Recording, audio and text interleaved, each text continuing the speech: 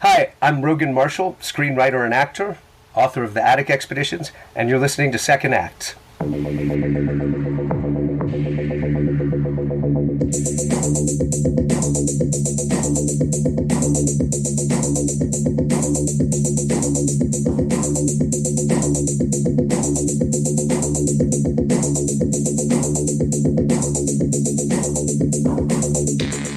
Hey everybody, welcome back to Second Acts. This is episode 7 featuring actor Steve Levitt. And as my boy Chuck Willery used to say, we'll be back in 2 and 2.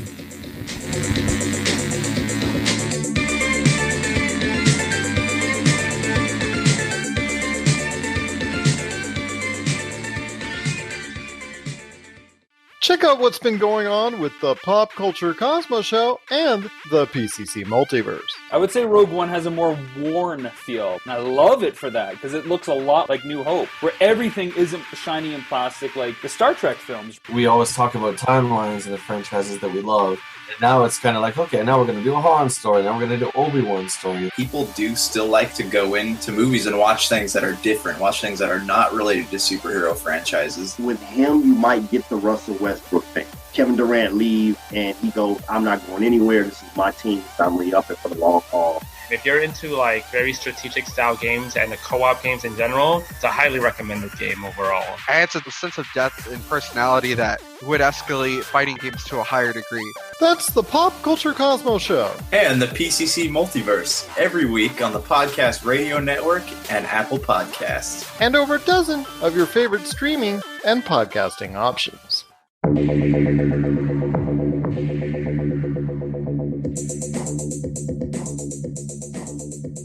I want to start out with a big welcome back to our listeners for the second season of Second Acts. It is 2018, and that sounds so strange to say. We started the show off in August of 2017 with one iPhone 5S, and I'm pleased to say that we now have a semi-professional setup. As always, I have an exciting lineup of some of the most unique guests with Second Acts planned for 2018, so I hope you'll continue to stay with us and keep tuning in. I feel comfortable saying that Season 2's first guest is the only actor to have shared a beer with Thor, solved crime with Wonder Woman, and fought bad guys alongside of the Incredible Hulk. When I first reached out to Steve Levitt, his exact words to me were, I think you're looking for the Stephen Levitt who wrote the book Freakonomics, not me. When I told him that I was interested in the actor Steve Levitt, he replied, Oh, that's me. I guess it really has been that long away from show business for Steve. You'll probably know Steve best as the star of the 1987 movie Hunk, in which he played Bradley Brinkman, an average Joe who has hell to pay after selling his soul to become the model-esque Hunk Golden in a retelling of the German Faust legend. The movie also stars the beautiful Deborah Shelton of TV series Dallas as the sultry temptress O'Brien, and Oscar-nominated James Coco as Dr. D, the devil himself. Grossing $1.7 million theatrically, Hunk was more widely seen by audiences on video. The film makes the most of its low budget and is a fun entry in the 1980s comedy genre. Hunk is also notable as being the first ever movie appearance of Brad Pitt in a blink or you'll miss him part as a beachgoer background actor.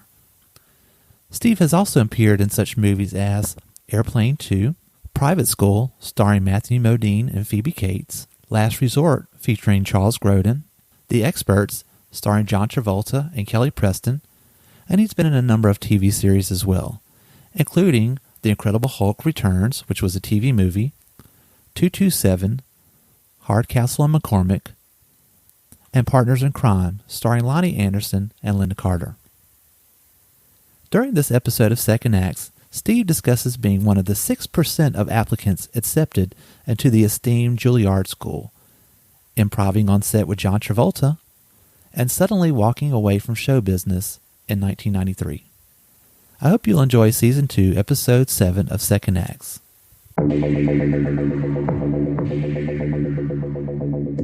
Hey, Steve, welcome to Second Acts. Hey, Sean, I'm glad to be here. So you grew up in Santa Monica, California, correct?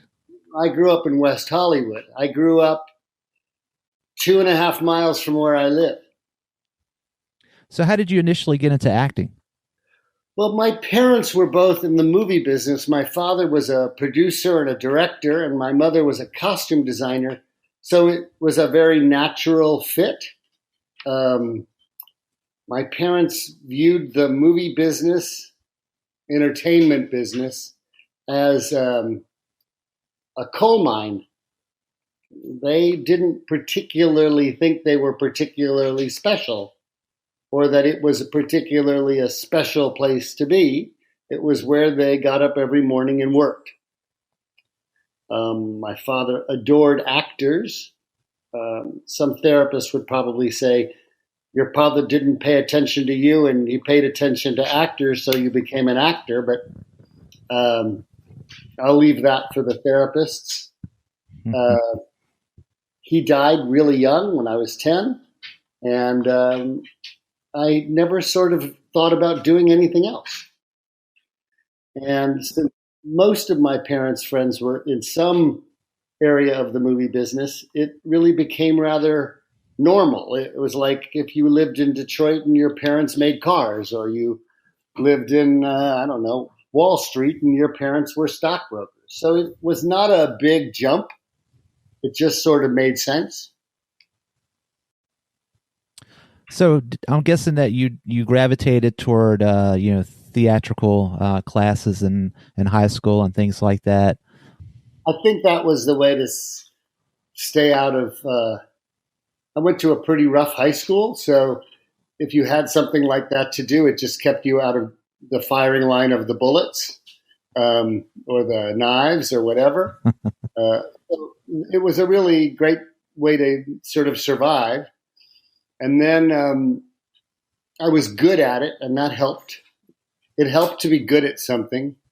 I was bad at sports, and I really wasn't interested in academia. So I was good at it. It was funny because at some point a college counselor said, well, you ought to just keep doing this. And I said, fine. My mother was working out of the country, and I applied to a couple colleges. And then I applied to Juilliard, and I got in, and I was 17, and all of a sudden I was going to Juilliard, and I knew that was important. My mother was like, oh, I kind of thought you were going to go to college. And I said, yeah, but this is good. And I did that. So for our listeners who are listening who may not be that familiar with Juilliard, Juilliard is regarded as one of the world's foremost music, drama, and dance schools.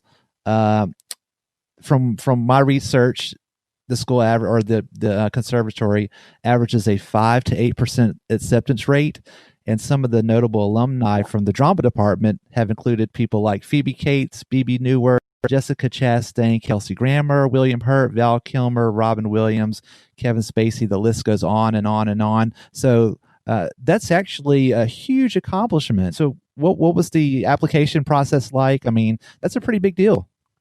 It's crazy because everybody auditions for this.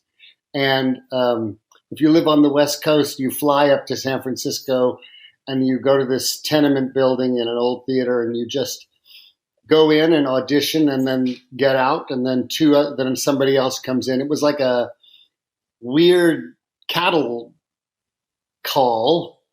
And I got home and I was like, I have no idea how I did. And then, all of a sudden they accept 28 people out of the, 5 to 10,000 who audition every year. I was a kid. I was 17. I didn't really know what I didn't know. It's sort of a funny school. I think it's a lot kinder now. We just had our 50th anniversary 3 weeks ago, and we all showed up in New York.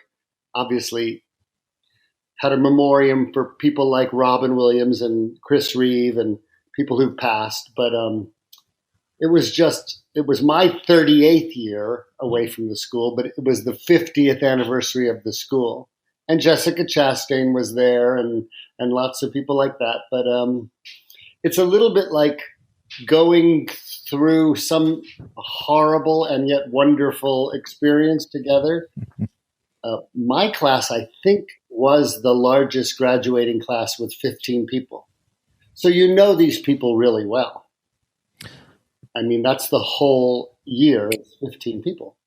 It was an extraordinary, it is a conservatory. You go to school at 8 in the morning. You come home 10 o'clock at night. That's every day, 5 days a week. In 4 years, they have a 0 absence policy. I don't know if it's like that anymore, but when we were there, you weren't absent. I mean, if you were sick, you didn't come, but it wasn't okay. You showed up. And it's pretty extraordinarily tough on a 17-year-old. And, but it did hold me in good stead. I never didn't work as an actor from the day I graduated. And no matter what anybody throws at you in life, or as an actor, you kind of go, oh yeah, I can do that. Because they make you go through boot camp, really, for 4 years. I have to imagine you're developing a sense of self-confidence being among such esteemed company. And in fact, in 1980, you land your first feature film role in the movie Those Lips, Those Eyes. With Frank Langella, Tom Hulce, who doesn't act anymore that I know of, Glynis O'Connor, Joe Mahar, sort of amazing actors. And we did this amazing movie. And I had been out of school like a month. And I thought, oh, well, I'm a movie star, you know? And I was, flown somewhere first class, which was big news. And I had a hotel room and I had a per diem. And it lasted 3 or 4 months. And I said, oh, it's going to be like this forever. And it was a very fun movie, but it was really fun. But because we shot probably almost all of it at night. So you go to work at 6 p.m. and you come home at 6 a.m. And when the rest of the world is getting up, you're having a drink in your hotel room with some buddies at 6 a.m. because that's the end of your workday. I don't know if the movie ever did well or not. I never really know about that stuff, but I loved that movie. It was really fun. And in your first movie, it never gets better. It's like the first time you have sex, you go, I mean, it gets better with that, but I think you go, oh, it's so magical, that first movie, you know? In 1982, you had a small role as a sort of Hare Krishna from another planet in the comedy sequel Airplane 2. Talk about that. Yeah, those were the funny movies where they know you're around and they drag you into a room and they say, okay, those airplane guys were like, oh, we don't know what we're going to do, but we're going to book you for next week. And either you'll be a Hare Krishna or you'll be, a monkey on an airplane, or and you just go, okay, you just are so happy. That was the year I started. I had an audition for The Paper Chase, which was a movie and was now a television show. And what's funny is that, I don't know if you remember that movie, but the star of that movie was, besides Timothy Bottoms and Lindsay Wagner, was John Houseman, which I don't know if your younger audience would even know who he is, but he was a famous producer. And then he did this movie, The Paper Chase, and he won an Academy Award for it. And he was the one who started Juilliard. He was the dean of the school. So I was got cast to play a student of a man who I was a student of. So movie life was imitating real life, because I had been Mr. Houseman's student, although he was the head of the school, but he didn't teach necessarily all of our classes, but he was the one we feared and was the one who was the principal of the school. And then I did that for 5 years. I did that series. And it was always fun because he would always razz me because I was the only one of the young actors who was actually his student, not just playing his student. And he would be very funny about that. When we all finished and we were these young actors saying, what are we going to do after 4 years, 5 years on this series? And he said, he was in his 80s at the time. And he said, "This year I have done 2 plays, 6 movies, this television show. I wrote a book. Now what are you going to do?" Great impression. And he was in his 80s. We were all like, But it was a great place to learn to act for the camera because we didn't have a lot of pressure. We were on Showtime. And at that time, Showtime was like the thing that, who knew what Showtime was? There was HBO, which was fledgling, and Showtime, which was even cheaper fledgling. So we were really at the beginning of cable television. Yeah. And then I started to do a bunch of pilots. I did a pilot a year for 5 years. The only other one that went to series was called The Boys. It was also on Showtime. And that was a very short-lived series about a bunch of old men at a card club and a young man who's me, played by me, who joins the club. And the old men were Norman Fell and Lionel Stander and Alan, I forgot his name now, Norm Crosby. Remember the comic Norm Crosby? So there was a bunch of old guys and me every week. And I learned a lot from them, but it was a laugh fest. Just the audience didn't think it was so funny, I think. And then I just did a bunch of crappy pilots, I guess the funniest crappy one would be I did a pilot. It's called a backdoor pilot for a movie called The Incredible Hulk Returns. The made-for-TV Incredible Hulk Returns was 1988, but I feel like we're skipping over some really good TV stuff here. And 1983, you appeared in the TV miniseries Malibu, starring James Coburn, Susan Day, George Hamilton, among many others. You played the character Goopy, who is sort of a rock, jazz, funk fusion bassist and fledgling filmmaker.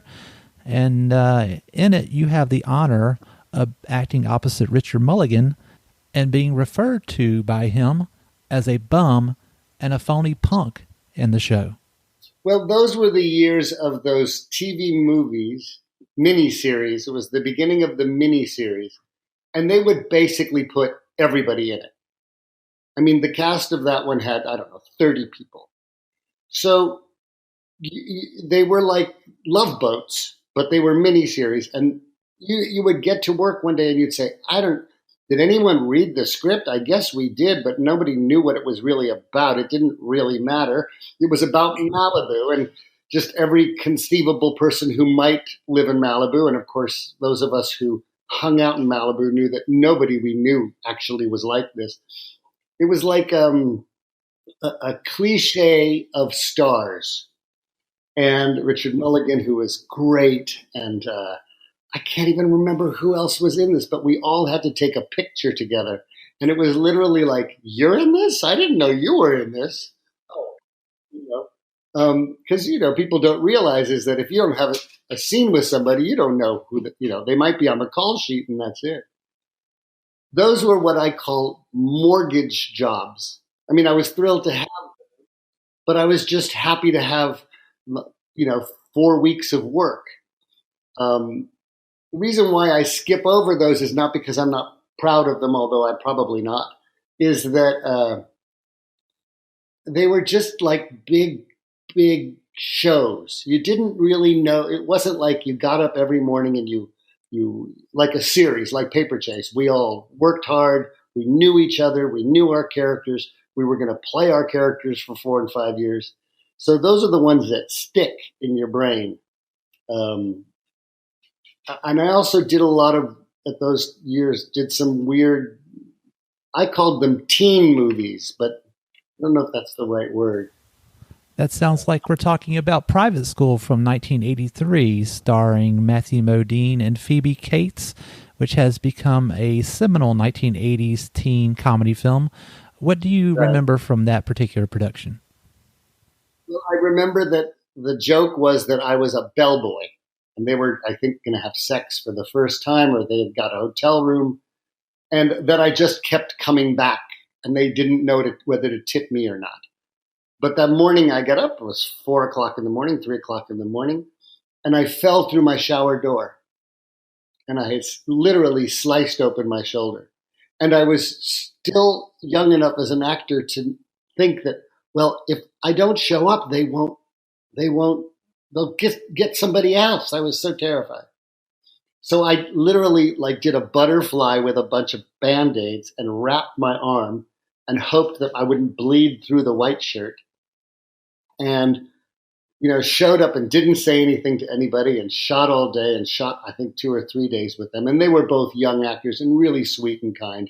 And I think it was really maybe one of the first things for both Matthew and Phoebe Cates. And you just, looking back, the only thing I remember about it is the scar I still have on my shoulder. But I kept saying to the costumer, don't let him see that I'm bleeding, She'd be like, oh, all right, well, let's keep putting pads on it. And all I have left is a scar that I remember. But those were the years of those kind of goofy teen movies, which the Cadillac versions were the John Hughes movies. These were a little less Cadillac. These were Buick, but fun. You followed up private school with some TV work in 1984 through 1986, but also in 1986, you landed a role in the movie Last Resort, starring Charles Grodin. And somehow I missed the movie during its initial theater and video run, but I watched it for the first time a couple days ago, and I was laughing so hysterically, my wife thought I was a crazy person. That's a really great movie that stands up. That was a good one. That was it was actually produced by Roger Corman, the cheapest man in Hollywood. And the cast was extraordinary. You had Charles Grodin, and then you had the late Phil Hartman, and you had Mario Van Peebles, and you had Megan Mullally, and you had John Lovitz, and you had me, and you had a bunch of other weirdos. And because we had no money, Roger Corman, we shot for 2 or 3 weeks, I don't know where, some back small stage in LA. And then we went to the Isthmus of Catalina. And the Isthmus of Catalina is not Avalon. The Isthmus is that weird place where there's the thinnest part of the island. And there was an old boys camp. And we basically moved in there, and we lived in the cabins, and we ate in the cafeteria. And then they would say, okay, well, we're going to shoot in the cafeteria and turn it into a bar. So everybody has to eat, under a palapa somewhere. And they'd say, oh yeah, we're shooting in your room tomorrow. So you have to go sleep in somebody else's room because we're going to set decorate your room. And you had Megan Mullally, the funniest woman in the world, playing an anorexic, whiny little 17-year-old. Mario Van Peebles never took off a Speedo. They curled my hair so I had a blonde afro, and I spoke in funny accents. John Lovitz was doing something. Phil Hartman was insanely brilliant in keeping us all laughing. I don't know, I haven't seen the final movie in 20 years or whatever, but it was the funniest movie to make. We couldn't stop laughing. We laughed all the time. Phil Hartman, his end was not something he deserved. He was a brilliant, kind, funny man who could do anything and would make you laugh from 6 a.m. till midnight. And then you said, I have to go to bed because we're going to get up tomorrow, and laugh again, I don't know where that movie is. I don't really ever watch anything that I've ever been in again. But I have such fond memories of that movie. The script for Last Resort seems like it was built as a series of set pieces so that the actors could add their own comic sensibilities to the movie. Was there a fair amount of improvising going on the set of Last Resort? It's funny you say improv. I'm trying to think back. We did probably improv. There was a script, but Zane Busby, the director, used to say we would use it as a kind of a blueprint, but we didn't really hold to it very, very much because we had such great improvisational actors that it would just sort of start, and the poor sound man was trying to figure out what we were doing and try to get the boom mic anywhere near us because we were just talking all over each other, which was great. It's hard to make those kind of movies because you have to do it in pieces, but when you have improvisational actors, you never know what's going to happen. It's quite extraordinary. And the next year I did another movie with another brilliant improviser. I don't know if anyone's ever seen it. It stars. Did anyone show you The Experts? Of course, 1989's The Experts, starring John Travolta and Kelly Preston, directed by Dave Thomas. That's kind of a big deal, right? That's another movie with John Travolta, Ari Gross. John met his wife on that. And Dave Thomas, people don't realize the guy who directed it is a brilliant Second City comedian. And he used to be with Rick Moranis. They would do the Canadian thing because they were Canadians in that show. And that movie we shot for 4 months. The studio was miserable with it.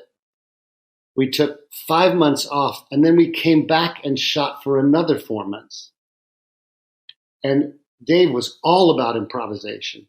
So the shooting script, it was nothing like the movie we have.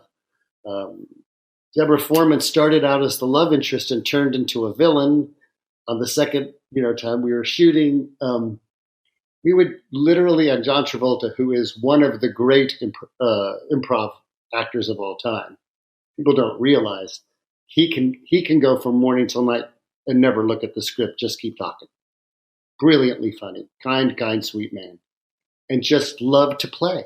So there was another movie that, unfortunately, probably the movie didn't do too well, but we had a blast. Do you think Dave Thomas's improvisational directing style created a conflict with the black letter of the script, so much so that the result was a commercial and critical disappointment? I always think about what I know about the movie business is there's filmmaking and then there's the movie business.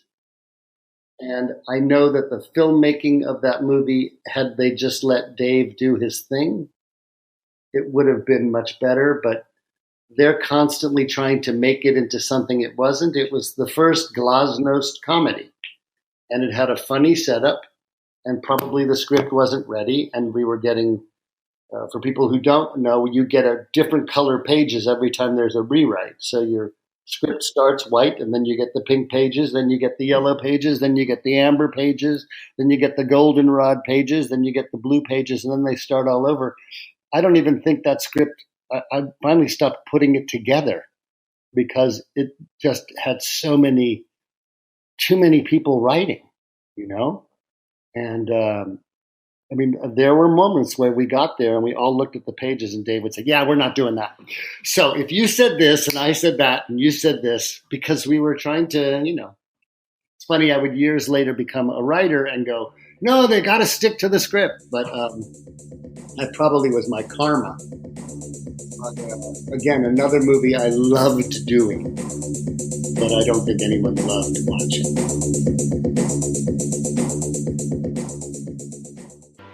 Hi, I'm Mike from the Genuine Chit Chat podcast, where we have honest conversations with interesting people. I speak to a wide variety of guests, from travellers to musicians to those afflicted with mental or physical illnesses. There's really no subject that's off limits, from movies to politics and even controversial topics ranging from sex to drug reform and political correctness.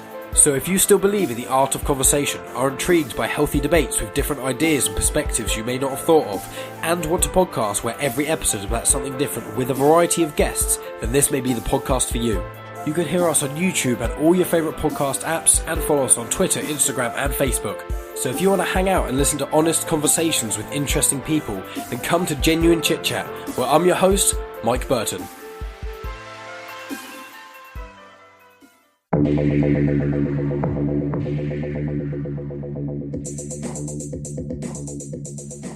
Now, at this point, we have to talk about 1987's Hunk. I mean, if it was my druthers, we'd skip over it. Oh, come on. I love Hunk.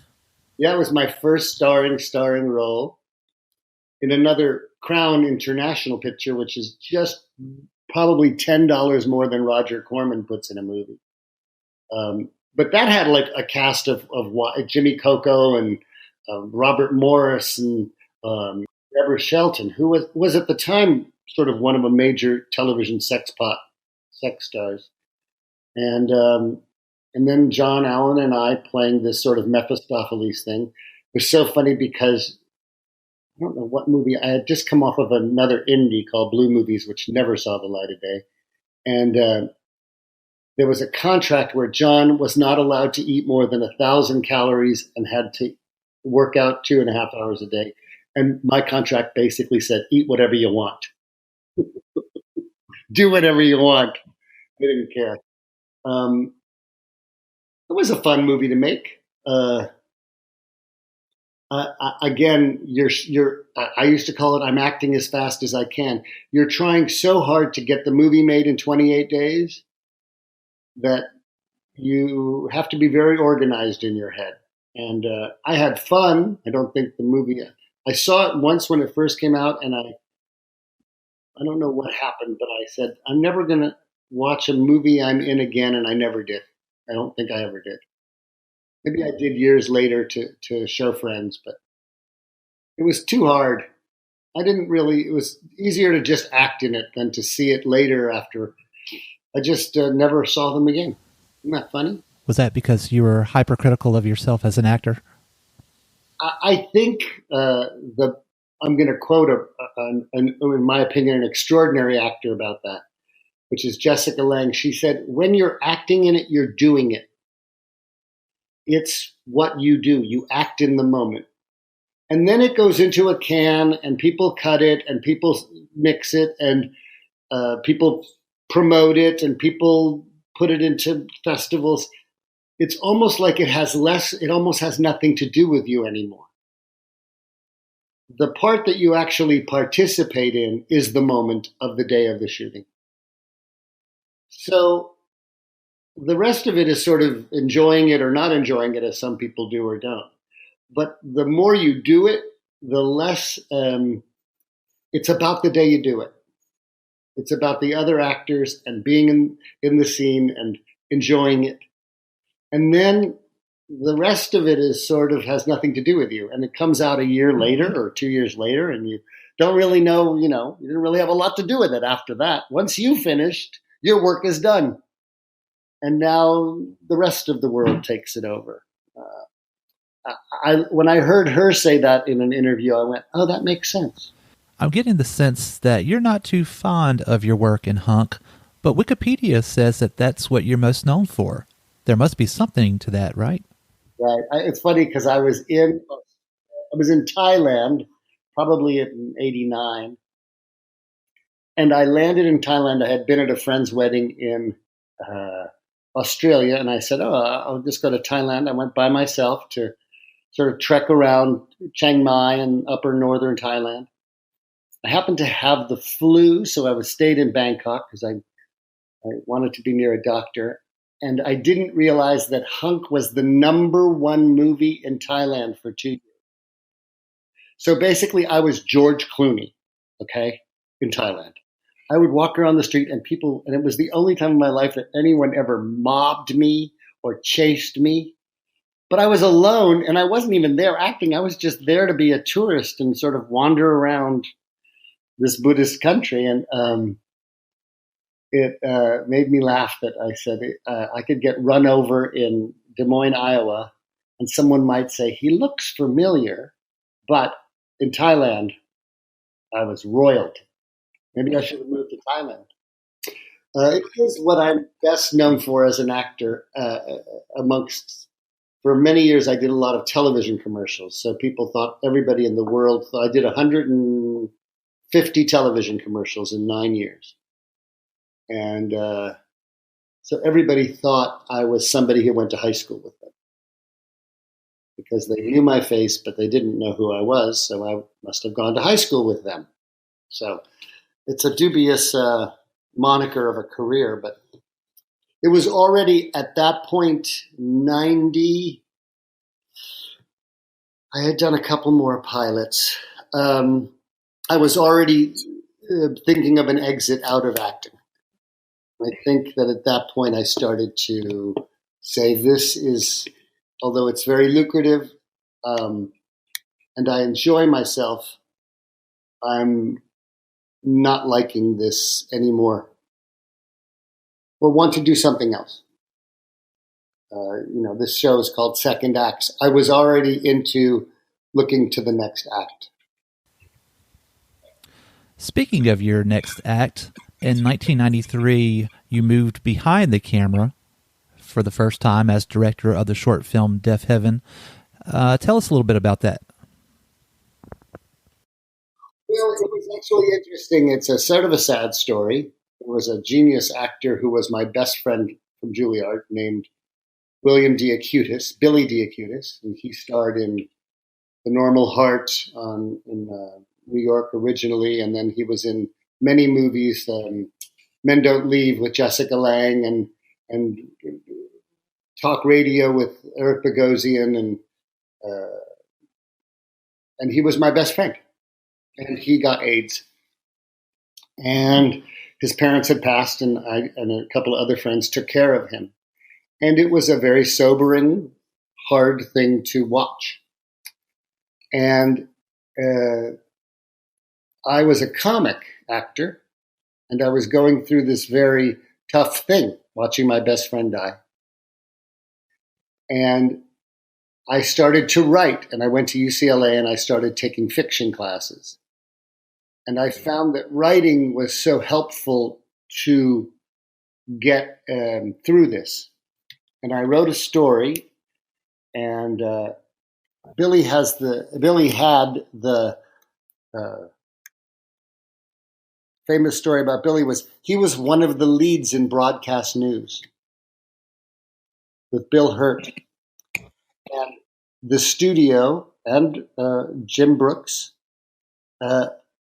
had to cut him completely out of the film. He doesn't exist. And which was devastating for him. But everybody loved him. And when Billy died, I wrote this story kind of about Billy. And it was a short story. And a friend of mine who was a movie producer said, you really ought to give this to Jim Brooks. And I gave it to Jim Brooks, and Jim Brooks said, I will give you all the film and everything you need to make a movie of this. I won't give you any money, but I'll give you everything you need. And because Jim Brooks, broadcast news and terms of endearment, all of a sudden I had a cutting room at Paramount and a camera, and I went, I need about $30,000 to buy some film stock. So I did a couple more television commercials, and I took the money and I bought film, and I made this movie, which was called Deaf Heaven. And it was a 30-minute film. It was one of the first films about AIDS. And while I was cutting it, someone called and said, you got to show it to John Cooper. And all of a sudden I was at Sundance, and I was a writer-director at Sundance. It was almost like there was no downtime between careers. But just one stopped, the next one started the next day. And suddenly I had a film at Sundance, a 30-minute film, and it was I was into a new career without even turning around. And Robert Redford, he had Wildwood, and he had a thing called South Fork, which was a smaller picture company. And they tried to make it for 4 years. They never could make it. And while I was waiting to make it, I had writing agents at the time who said, do you want to write for other people while you're waiting to make this movie? And all of a sudden, my writing career took off, and I never directed again. And all of a sudden, I was writing scripts for almost every studio. And someone said about 5 years later, they said, yeah, wait, whatever happened to your acting career? I said, it just ended one day and went into a drawer, and I just never missed it. Would you say then that this move to writing and directing was in response to a perceived lack of quality roles that have been offered to you up to this point? Well, I think, yes, that's accurate. And also, I think there was a very brilliant acting teacher of mine named Roy London, who was Jeffrey Tambor and Gary Shandling and Brad Pitt. And everybody in Hollywood at some point studied with this amazing teacher, Roy London, who also died of AIDS. And Roy once said, "You take care of the content and the universe will take care of the form." I was creating. It was just that I wasn't interested in creating as an actor anymore because it wasn't holding the subjects that I wanted to, that were coming into my life at the time. He actually said, "You're a comedy actor, but your life right now isn't a comedy. So it feels a little false." So I immediately, and all the movies I wrote except one were all dramas.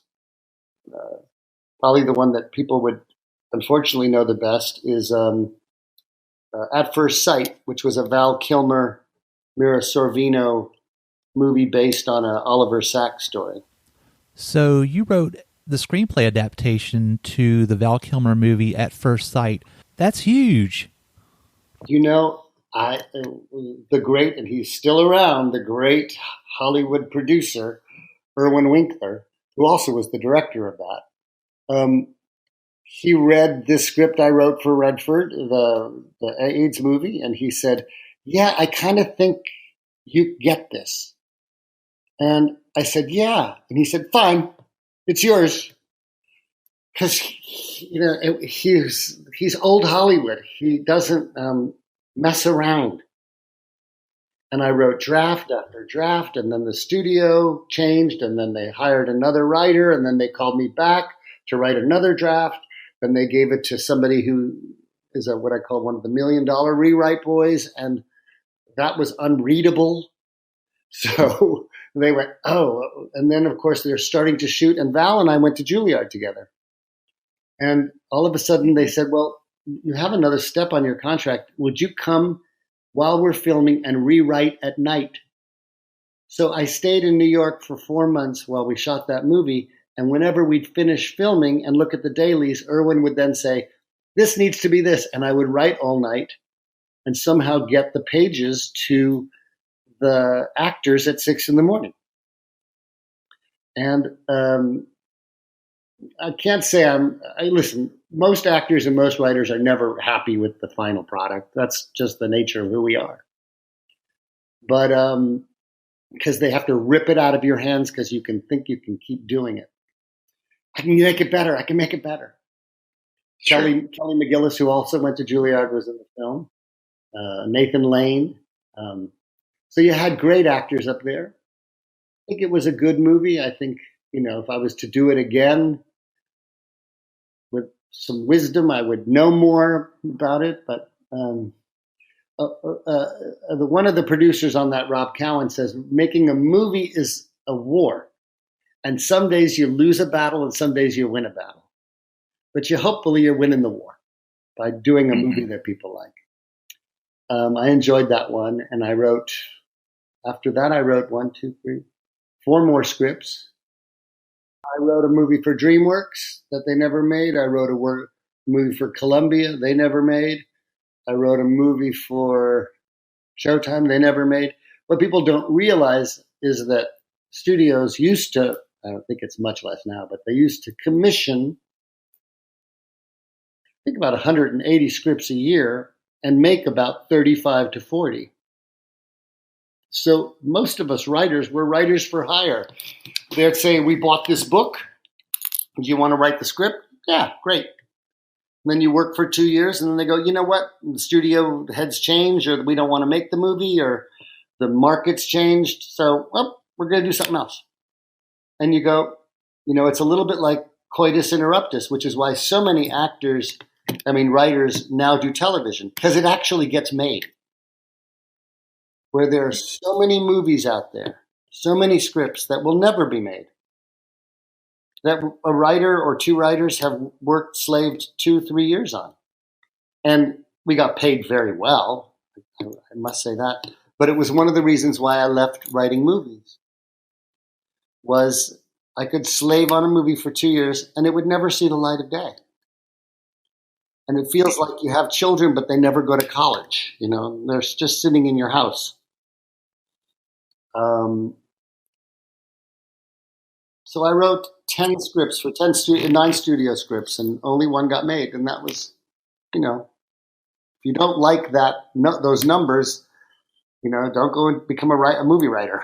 It has to be so disheartening as an artist, unlike directing and acting where you eventually see the fruit of your labor in some form, to spend so many hours and so much energy and passion on these screenplays only to see them wind up on someone's shelf or in a desk drawer somewhere.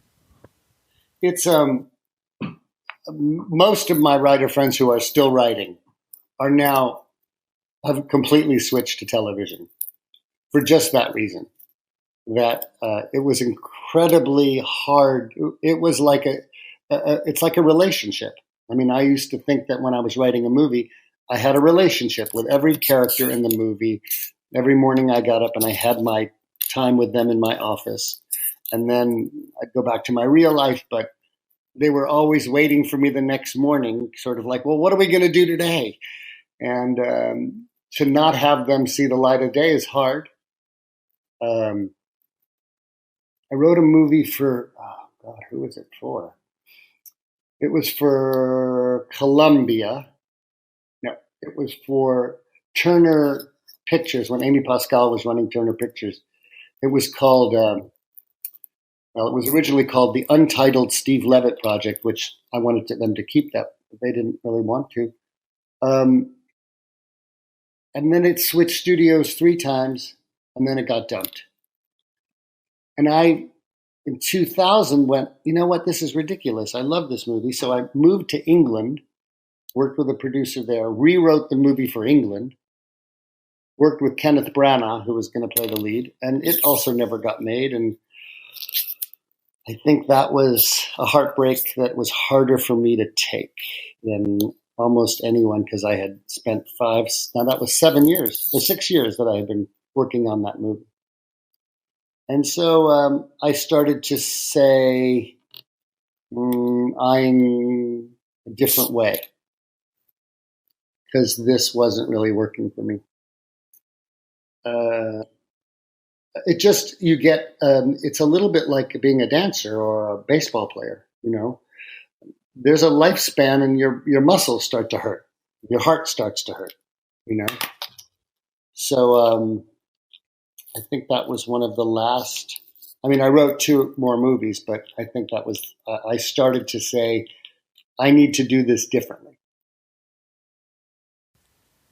During our initial email correspondence, when I was inviting you on the show and explaining the premise of the show, you sent back a humorous quip in one of your emails stating that you not only had a second act, but a 3rd, 4th, and 5th as well. And by my count, I think we're on the 3rd, or is it 4th act? But I'm dying to know how you wind up in Argentina building houses. Well, it was interesting. I went to Argentina because I read an article in The Guardian about a bit of a history buff, and I went an article about what they call the desaparecidos, the lost people of Argentina. During the bad dictatorship, there were about 30,000 people who disappeared, and some of their children disappeared. And I became obsessed with it. Now, again, I'll say, if a therapist figures it out, they'll figure it out. My mother was born and exiled in Argentina. My mother was born in Argentina and exiled when she was very young. She never went back. And I went there and I wrote a movie about the disappeared, the people who disappeared. It's not my mother's story, but it was similar enough that I became obsessed with it. I became obsessed with Argentina. I loved it. And I decided to move there. And I came home, rented my house to another screenwriter, and I what I did, I lived on the spread between my mortgage and how much he paid me. And I went to Argentina and I started to write this movie. And at the same time, started to fall in love with the architecture. And I've always loved building and building homes and designing homes. And so I built a couple of homes there. And it was during the Iraq War and Bush and those times. And it was much easier to live in Argentina. And I fell in love with those people. And I fell in love with the life. Because there's a good movie business there, but people in Argentina, movies are expensive. To go is expensive. So Argentines go to the movies once every 3 weeks. They don't go like we go. So it's more about reading and about talking and about dinner and about whatever. And it seemed like a good place for me at the time. And I stayed almost 8 years. I built a few homes. I was actually writing a movie for Lucas Foster in South Africa. And people don't realize that it never got made. And people don't realize that Buenos Aires and Cape Town are only 6 hours apart. Because they're both down there. So I would fly back and forth between Buenos Aires and Cape Town to write a movie that also never got made. And that'll be on my tombstone. He wrote a lot of great movies. Many of them didn't get made. And then Obama became president. Argentina was taking some weird turns. And I decided one day I wanted to come home. And I came home. Packed the dogs up, sold all the houses, came home. So you're back on American soil, fresh from Argentina.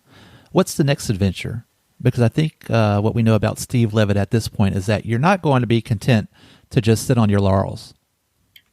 Well, it's interesting. I landed first in Massachusetts, and I said, I went to Juilliard, which is really like trade tech, for acting. So I went to Bennington in Vermont and got a master's in literature and writing because I didn't know how to write. I knew how to write a movie, but I didn't ever really study literature. And so they have this low residency program, and that was really hysterically fun. And I learned how to write a novel, which I've been writing for a while. And writing a novel is so much harder than writing a movie. And there's nobody saying, hey, this is due in 3 months or you don't get paid. So you sort of write and then you don't write. I've been writing it about 4 years. It's a lot of fun. It's hugely thick on my desk and I'll finish it one day. It's a pleasure at my age to not be writing necessarily for money and necessarily to have anyone else like it. I used to make Irwin Winkler laugh. He'd say, can we have a scene? And I'd say, I'm a plumber. I put in the pipes and the dialogue. You're the director. It's your movie. I'm a plumber. I'm a plumber with a typewriter. When you're a novelist, you're the director, you're the actors, you're everybody. It's a lot more fun to write a novel. Harder.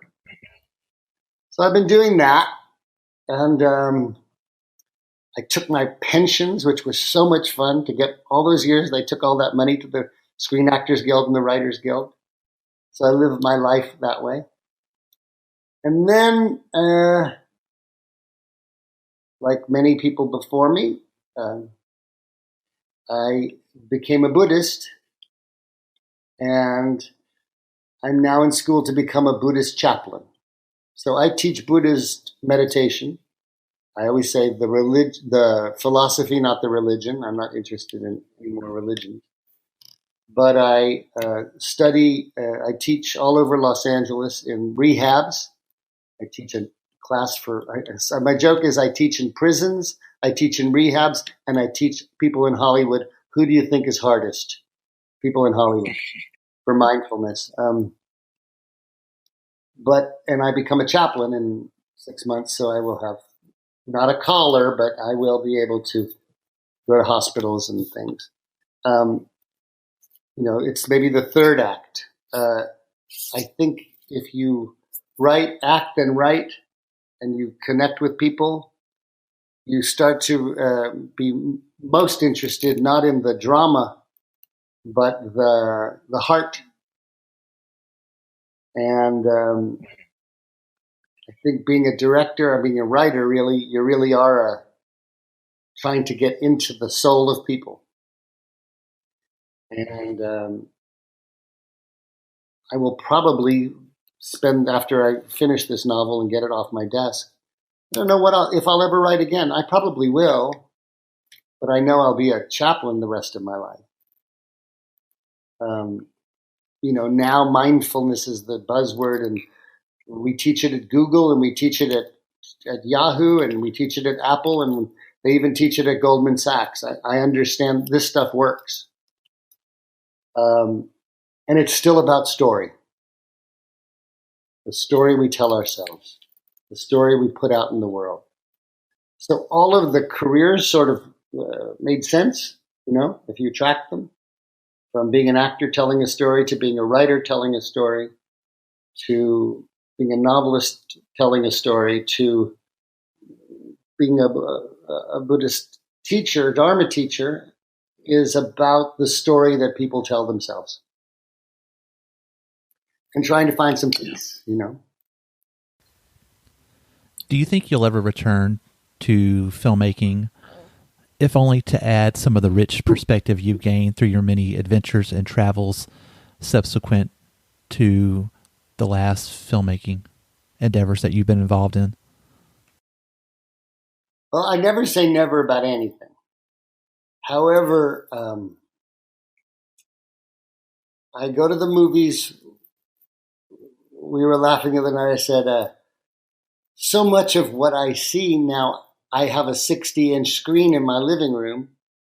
And unless there's special effects and, it's Dunkirk or something, I don't need to go to the theater anymore to see it. So I think the stories that I'm drawn to are smaller. I don't really like, and I never wrote a special effects movie or car chases. I saw Lady Bird the other night. I think it's extraordinary. I'm interested in small stories. Maybe as you get older, you're interested in things that touch you. I'll go back to that sentence that I said earlier that was taught to me, I think by Roy London, which is all of this content is the same. The where I do it and where I tell it, I'm a Hollywood baby. I was born in it, die in it. But the movie business has taken over in a way that is no longer where I'm interested in working. Doesn't mean I won't write a film or act in one or whatever if someone wants me to, but the business has become bigger, and I think the art has to sort of push its way through. And I think that's what it is. But when you've done it a long time and you made your money and you can rest, and get up in the morning and walk the dogs and write a book or go teach a class, Hollywood holds a little, I listened to a few of your podcasts with other people, and it's like you get tired of the fight. Hollywood's a fight. You got to go in there and try to talk someone into giving you money to make a movie, or you got to talk someone into letting you play this part. And you just want to do the work without the fight. So I'm enjoying I work all day long, but I don't have to go into rooms anymore and, try to convince someone for me to be who I am. I just am already. There are so many actors out there that we all know. Jessica Lange, although she's working a lot, but Michelle Pfeiffer and Jeff Bridges, who they take these long periods of time off because they go, I don't need to do this anymore for my validation. I do it when I love it. It's a really rarefied place to get. But I don't have to do a movie every 7 months.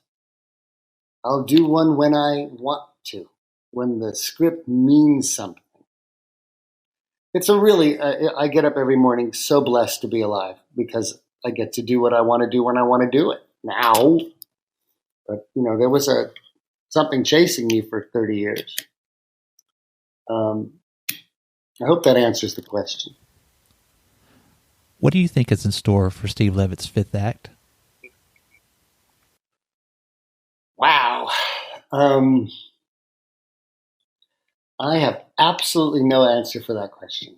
But whatever it is, because I'm thrilled that it'll be a big surprise, I will drag all four with me. It won't be a brand new thing. When I started building houses in Argentina and built a couple here, I realized I was really building a house like a movie set. There was a story to it.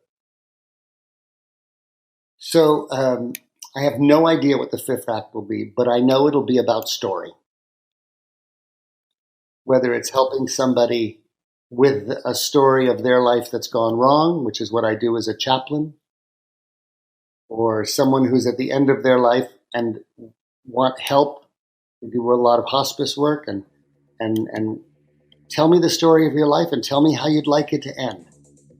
And if I can help you direct it in that direction, that's the greatest thing a chaplain could do. Prison work, someone's had a terrible story. And they're behind bars. But it doesn't mean there isn't a story that can be written that you can help them write themselves, that you'll help. So again, I have no idea what the fifth act will be, but I know it'll be about story. Steve, I want to thank you for coming on the show today. It's been a very contemplative sort of experience, and I really want to thank you for sharing not only your second act, but your third, fourth, and fifth acts with us as well. I'm so happy to have been asked, John. I told you I thought it was for Steve Levitt, who wrote Freakonomics. What I always say is I just hope he gets my bills. I send blessings to you and to all of your listeners. And thank you again for asking.